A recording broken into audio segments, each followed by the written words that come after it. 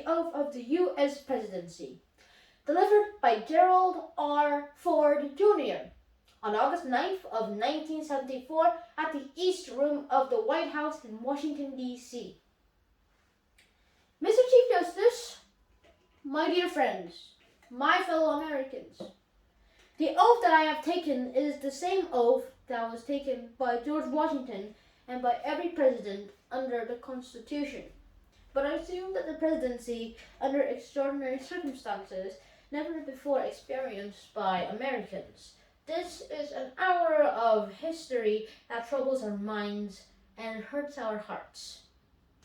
Therefore, I feel it is my first duty to make an unprecedented contract with my countrymen. Not an inaugural address, not a fireside chat, not a campaign speech, just a little straight talk among friends. And I intend it to be the first of many. I am acutely aware that you have not elected me as your president by your ballots, and so I ask you to confirm me as your president with your prayers. I hope that such prayers will also be the first of many. If you have not chosen me by the secret ballot, neither have I gained office by any secret promises.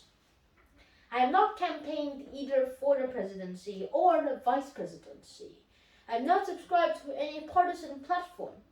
I am indebted to no man, and only to one woman, my dear wife, as I begin this very difficult job.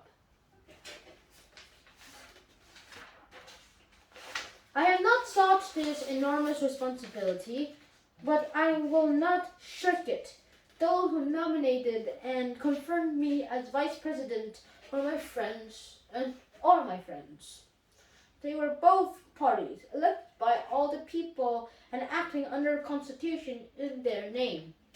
It is only fitting them that I should pledge to them and to you that I will be the president of the people. Thomas Jefferson said the people are the only sure reliance for the preservation of our liberty.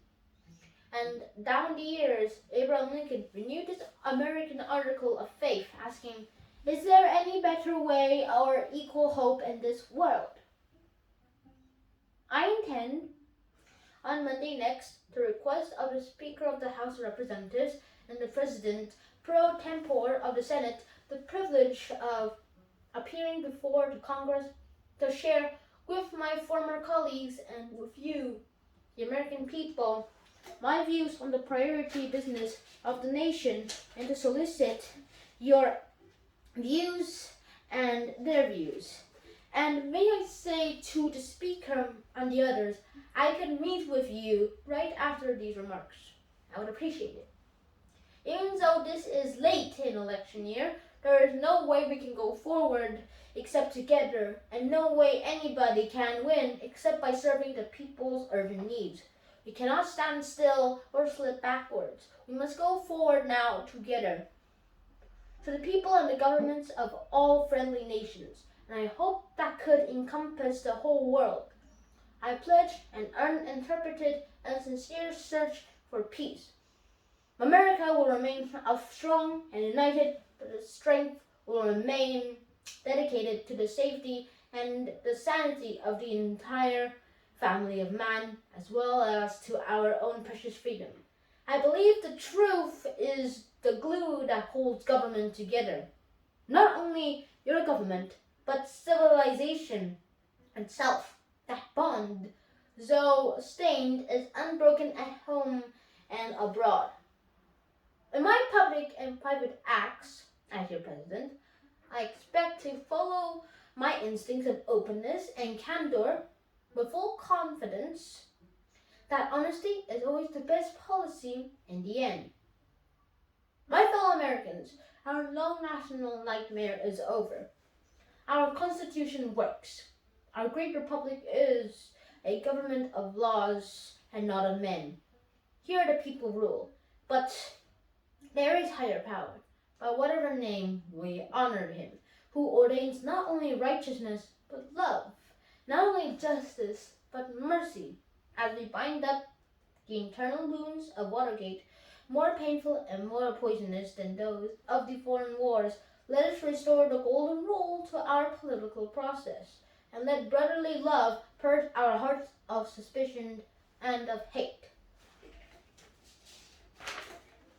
In the beginning, I asked you to pray for me. Before closing, I ask again your prayers for Richard Nixon and for his family. May our former president, who brought peace to millions and loyalty, will be forever a shining legacy to all who bear the lonely burdens of the White House. I can only guess at those burdens, although I have witnessed at close hand the tragedies that befell three presidents and lesser trials of others.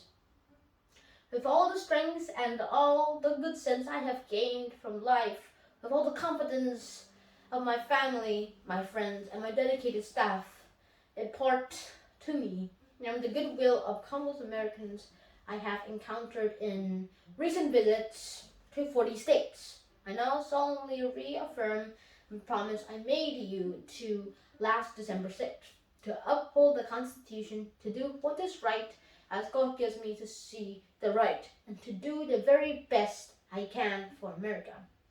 God helping me, I will not let you down. Thank you.